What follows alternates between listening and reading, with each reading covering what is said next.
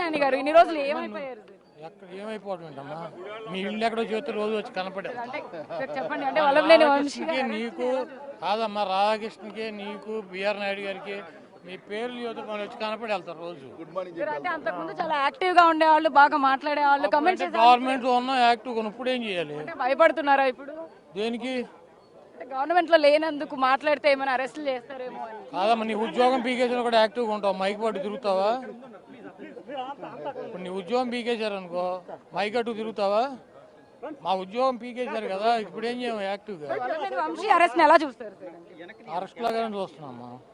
ఏముంది, ఇవన్నీ మామూలుగా చిన్న చిన్న విషయాలు.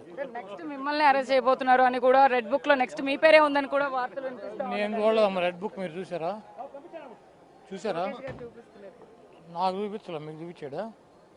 పార్టీలో అయితే మీరు ఉన్నారు కదా సార్, మరి ఏ పార్టీలో? పార్టీలో ప్రస్తుతం మీరు యాక్టివిస్ట్ గానే ఉన్నారు కదా, ఎందుకు ఇప్పుడు లేనని చెప్పి నువ్వే చెప్పాకమ్మా.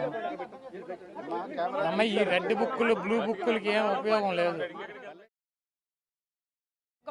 3 కేసులు మీ మీద ఫైల్ అయినాయని కూడా గుడివాడలో. 3 కాదు 30 చేసుకొని అమ్మాయి లాయర్లు ఎంతమంది ఉన్నారు?